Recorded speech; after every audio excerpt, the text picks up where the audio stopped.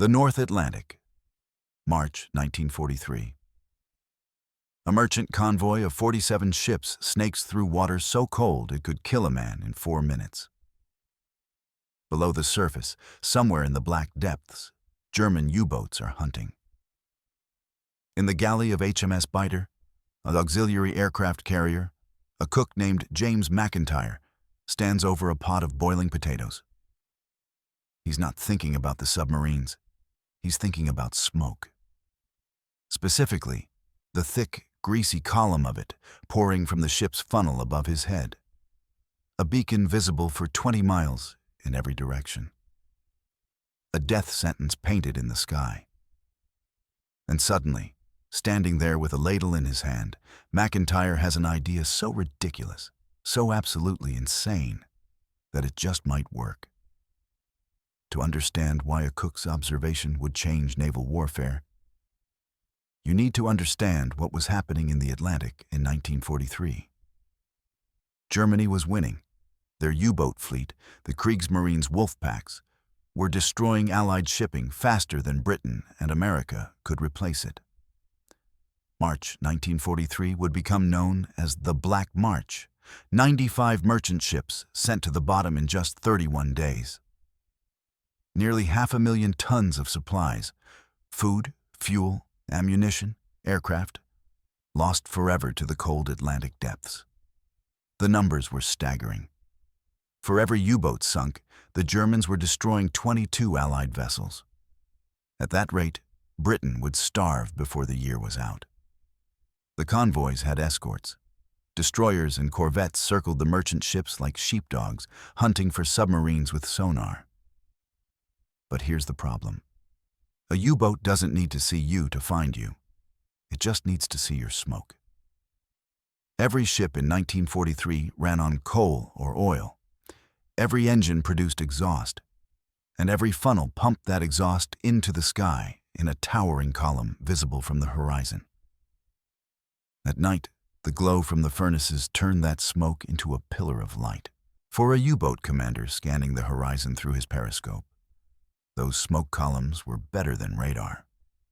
They told him exactly where the convoy was, how fast it was moving, and which direction it was heading. The Royal Navy knew this. Every captain knew this. But what could you do? You needed engines to move. Engines produced smoke. It was physics. It was unavoidable. Or so everyone thought. James MacIntyre wasn't a naval officer. He wasn't an engineer. He was a cook from Glasgow who joined the Royal Navy in 1940 when he was 23 years old, figuring that peeling potatoes on a ship was better than getting shot at in a trench. He came from a long line of working men. His father had worked in the shipyards on the Clyde, his grandfather in the coal mines. MacIntyre had grown up around machinery, around engines, around the smell of burning fuel. He understood, in a practical, hands-on way that many officers didn't, how things actually worked. On HMS Biter, MacIntyre ran the galley. He fed 800 men 3 times a day in a kitchen that pitched and rolled with every wave. He knew every pipe, every valve, every ventilation shaft in that floating steel box. He knew where the heat went, where the steam went, where the smoke went. His crewmates called him Mac the Knife because of how fast he could butcher a side of beef. But they also knew him as the guy who could fix anything. A jammed hatch? Mac would sort it. A blocked drain? Mac had it handled. He had that particular genius of people who'd grown up fixing broken things with whatever was lying around. But more than anything, Mac noticed things. He noticed that the ventilation system in the galley pulled air from the deck and exhausted it through vents near the waterline. He noticed that when the furnaces below deck were stoked, the air pressure changed throughout the ship. He noticed that the ship's smoke didn't just go straight up. It was affected by wind, by speed, by the design of the funnel. And on that day, in March 1943, stirring a pot of potatoes while HMS Biter plowed through freezing Atlantic swells, Mac noticed something that would save thousands of lives. The problem wasn't just smoke. It was survival. Every convoy that left Britain was a calculated risk. The merchant ships carried everything the war effort needed: fuel from Texas, steel from Pittsburgh, grain from Kansas, aircraft from California. Without those supplies, Britain couldn't fight. Without Britain, there was no Western Front. Without a Western Front, Hitler controlled Europe. Everything depended on those convoys getting through. But the U-boats were everywhere. German intelligence had broken British naval codes and could predict convoy routes with terrifying accuracy. The submarines would gather in wolf packs of 10 or 15 boats, spread across the convoy's path like a net. They'd wait, submerged, conserving battery power and oxygen, and they'd watch for smoke. A U-boat commander didn't need to see the ships. The smoke told him everything. A thick column meant multiple ships, a convoy. Thin wisps meant a lone merchant vessel. The color told him what fuel they burned. The density told him their speed. The angle told him their heading.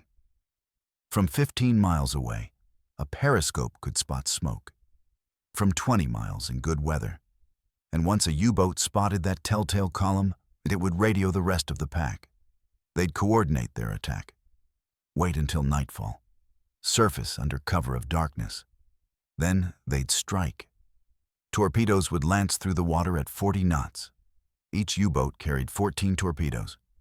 In a single night, a wolf pack could send 10 or 12 ships to the bottom. Thousands of men. Millions of dollars in cargo. All because someone saw the smoke. The Royal Navy had tried everything. They'd experimented with smoke suppressors, but those reduced engine efficiency. They'd tried routing convoys through bad weather where clouds hid the smoke, but that was unpredictable and dangerous. They'd even tested painting funnels to blend with the sky, which accomplished exactly nothing. Senior naval architects said the problem was unsolvable. You couldn't run an engine without exhaust. You couldn't move exhaust without it rising. You couldn't hide a column of smoke against the sky. The physics were fundamental. The physics were wrong. Mac stood in the galley, wooden spoon in hand, watching steam rise from the potato pot. The ship rolled. Steam drifted sideways before rising toward the ventilation ducts. And he thought, what if you didn't let it rise? The problem wasn't the smoke itself. The problem was where it went, up, into the sky, where everyone could see it. But smoke was just hot gas, and gas followed pressure. If you changed the pressure, you changed where it went. Mac knew the ship's ventilation system pulled air from multiple points and exhausted it through vents at the waterline. What if you did the same thing with funnel smoke? What if, instead of letting exhaust rise naturally, you pulled it down? Diverted it? Forced it out sideways, close to the water where it would dissipate in the spray and wake? He dropped the spoon, grabbed a pencil and the back of a requisition form. The ship's funnels were basically giant pipes. Hot exhaust rose through them because hot air was less dense than cold air, basic thermodynamics. But if you created negative pressure at the bottom of the funnel, you could overcome that natural tendency. You could pull the smoke down instead of letting it rise up. The ship already had powerful ventilation fans. They moved thousands of cubic feet of air per minute. If you connected those fans to the exhaust system, if you built a series of ducts that pulled smoke from the funnel and vented it at the waterline, Mac's hand moved faster, sketching pipes and valves and fan connections. The idea was taking shape. It was crazy. It violated every principle of ship design. Smoke was supposed to go up and away from the vessel. You didn't want it near the waterline where crew members worked. But if it worked, U-boats wouldn't be able to find the convoys. Mac looked at his sketch. It was rough, barely comprehensible, drawn by a man whose education had ended at age 14. But he'd been around ships his entire life. He knew this could work. The question was, would anyone listen to a cook? Mac folded the paper and shoved it in his pocket. His shift was over. He climbed 3 decks to the bridge. The officer of the watch was Lieutenant Commander Phillips, a by-the-book career naval officer who'd graduated from Dartmouth. Phillips was reviewing charts when Mac approached. "Sir, I have an idea about the smoke problem." Phillips didn't look up. "We all have ideas, MacIntyre. The Admiralty has engineers working on it." "With respect, sir, I think I know how to hide our exhaust." That got Phillips' attention. He looked at Mac, really looked at him, taking in the stained apron, the galley smell, the rough hands of a working man. "You're the cook?" "Yes, sir." "And you think you've solved a problem that stumped naval architects for 3 years?" Mac pulled out the crumpled paper. "I think smoke doesn't have to rise, sir. I think we can pull it down." Phillips took the paper, studied the sketch. His expression shifted from skepticism to confusion to something else. Interest. "You want to vent funnel exhaust at the waterline?" "Yes, sir. Use the ventilation system. Create negative pressure. The smoke would disperse in the wake before it could rise." Phillips was quiet for a long moment. Then, "This is mad." "Yes, sir." "It would require modifying the entire exhaust system." "Yes, sir." "The chief engineer would have my head." "Yes, sir." Phillips looked at the sketch again, then at Mac. "But it might actually work." He called for the chief engineer. Commander Ernest Blackwood arrived 10 minutes later, wiping oil from his hands. He was a Scotsman like Mac, a man who'd started as a machinist's mate and worked his way up through 30 years of service. He took one look at the sketch and said, "Who drew this?" "I did, sir," Mac said. "You're the cook?" "Yes, sir." Blackwood studied the diagram, his jaw working. "This is completely daft. You'd need to reverse the natural flow of hot gas. You'd need fans powerful enough to overcome thermal buoyancy. You'd need ducts that could handle high-temperature exhaust without warping." Mac waited. "And we have all of those things," Blackwood said slowly. "We have those exact things on this ship right now." Phillips and Blackwood locked eyes. "How long to install?" Phillips asked. Blackwood looked at the sketch again.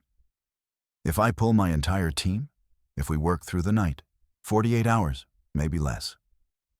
"Do it." Blackwood's engineering team descended into the guts of HMS Biter like surgeons performing emergency surgery. They disconnected ventilation ducts and rerouted them to the funnel base. They installed blast valves to prevent backflow. They welded sheet metal into ductwork that could handle 800-degree exhaust gases. Mac worked alongside them. He might have been a cook, but he knew his way around a wrench. More importantly, he knew why each modification was necessary. When a junior engineer questioned whether they needed a particular valve, Mac could explain the pressure dynamics. When they hit an obstacle, Mac suggested workarounds. 41 hours later, they were done. The modification was crude. A patchwork of repurposed ventilation fans, hastily welded ducts, and improvised heat shields. It looked like something assembled in a scrapyard.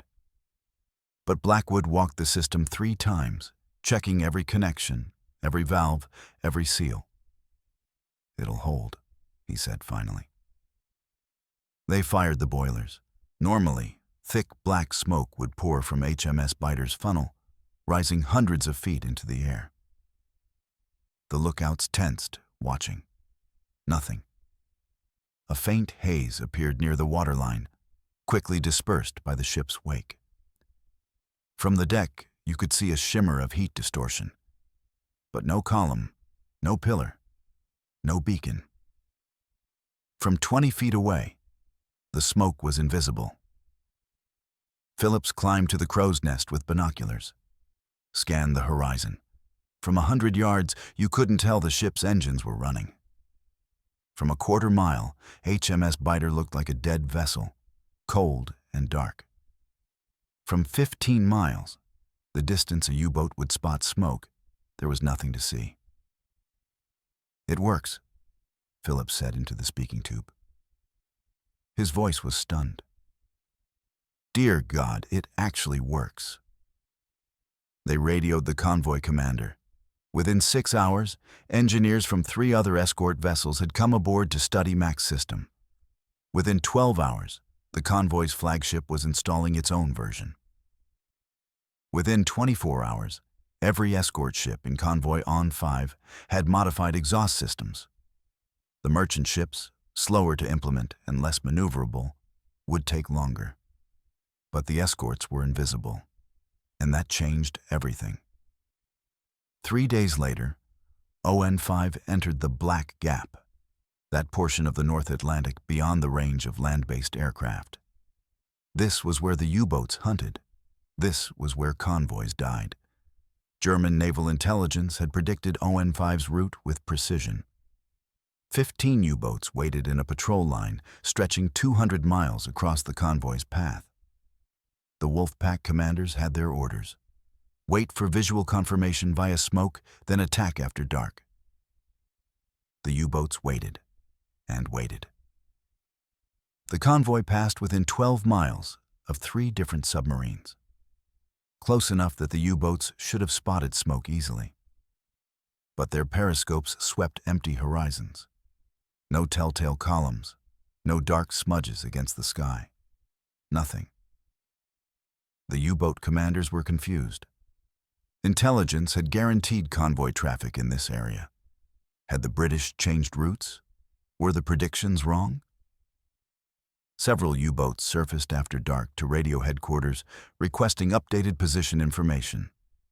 That was their mistake. HMS Biter's radar, a new technology the Germans didn't know the British possessed, picked up the surfaced U-boats immediately. The escort destroyers converged. Depth charges rolled from the sterns in clusters, detonating in patterns that turned the sea into a boiling cauldron. U-4586 was sunk. U-WWII was damaged and forced to return to base. U-710 was so badly shaken that it withdrew from the patrol line. The Wolfpack scattered. Convoy On-5 lost 2 ships, torpedoed by a U-boat that stumbled across them by sheer chance in heavy fog. But 45 ships made it through. In a battle where the Germans expected to sink 15 or 20 vessels, they got 2. The mathematics of the Atlantic War had just reversed.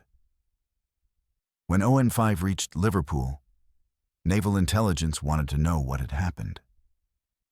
How had a convoy crossed the Black Gap with minimal losses? How had the escorts detected U-boats that should have had the element of surprise? The answer was in the smoke, or rather, the lack of it. Within 2 weeks, Mac's improvised exhaust system was being installed on every escort vessel in the Royal Navy. Within a month, merchant ship designers were incorporating the modification into new construction. Within 3 months, it was standard equipment. The Germans noticed. U-boat commanders began reporting that convoys were disappearing in mid-ocean. Visual detection ranges dropped by 70%. The Wolfpacks, which had relied on spotting smoke from extreme distances to coordinate their attacks, were suddenly hunting blind. They adapted, of course. They increased radio traffic, tried new search patterns, developed new tactics. But they never recovered the advantage they'd held in early 1943. Mac received a commendation. Nothing fancy. The Royal Navy wasn't about to make headlines about a cook who'd outsmarted their entire engineering corps.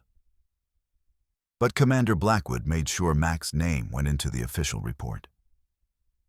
Lieutenant Commander Phillips recommended him for promotion. More importantly, the system worked, and it kept working. By the end of 1943, Allied shipping losses had dropped by 40%. The Battle of the Atlantic, the fight that Churchill called the only thing that ever really frightened me, had turned in Britain's favor. And it had turned, in part, because a cook from Glasgow had looked at smoke and thought, what if it didn't have to rise? Here's what makes Mac's story remarkable. He wasn't supposed to solve this problem. The Royal Navy had engineers, brilliant ones, men who'd studied naval architecture at prestigious universities, who designed ships and submarines, who understood thermodynamics and fluid mechanics and every relevant scientific principle. And not one of them had thought to pull smoke down instead of pushing it up. Why? Because they were thinking like engineers. They were focused on improving existing systems. Better funnels, more efficient engines, alternative fuels. They were working within the established framework of how ships were supposed to work. Mac was thinking like a cook. He was thinking about his galley ventilation, about moving hot air where you wanted it to go, about practical solutions to immediate problems. He wasn't constrained by conventional wisdom because he didn't know what conventional wisdom said. This is the paradox of innovation. Sometimes the breakthrough comes not from the expert who knows every reason why something can't be done, but from the outsider who doesn't know enough to be intimidated. Mac's system wasn't elegant. It wasn't theoretically perfect, but it was practical, implementable, and, most critically, it worked. The Royal Navy eventually refined the design. Post-war analysis would show that Mac's improvised ductwork was only about 60% efficient. Proper engineering improved that to 95%. But that refinement came later, after the concept had been proven, after thousands of lives had been saved. The original idea, the fundamental insight that smoke could be hidden rather than eliminated, came from a man whose formal education had ended at 14. From a cook who noticed things. There's a lesson in that. The most dangerous assumption in any field is that the smartest people in the room have already considered all the possibilities. Sometimes they haven't. Sometimes they've been looking in the wrong direction. Sometimes it takes someone with different experience, different training, different perspective to see what's been there all along. Mac didn't revolutionize naval engineering, but he changed how the Royal Navy thought about problems. After the smoke system proved successful, the Admiralty began actively soliciting suggestions from enlisted personnel. They created a formal innovation program, offering recognition and rewards for practical solutions to operational challenges. Dozens of improvements followed. Everything from better depth charge deployment systems to more efficient food storage. Most came from the people actually doing the work, the sailors and cooks and gunners who saw problems every day and thought, there has to be a better way. James MacIntyre returned to Glasgow after the war. He opened a small restaurant near the shipyards where he'd grown up. He never talked much about his war service, and most of his customers had no idea that the unassuming man who served them fish and chips had helped win the Battle of the Atlantic. He died in 1982, at age 65. His obituary in the Glasgow Herald mentioned his naval service, but didn't specify his contribution. Few people outside naval history circles know his name today, but his system, refined, improved, and perfected, remained standard on naval vessels for decades.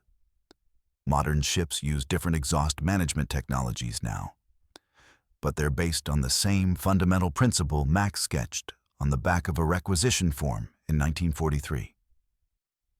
Sometimes the most profound innovations come from the most unexpected places. Sometimes all it takes is someone willing to question what everyone else accepts as inevitable. Sometimes all it takes is a cook who noticed that smoke doesn't have to rise. What would you have done if you'd noticed what Mac noticed? Would you have had the courage to walk onto the bridge and tell an officer you'd solved a problem that had stumped the Admiralty?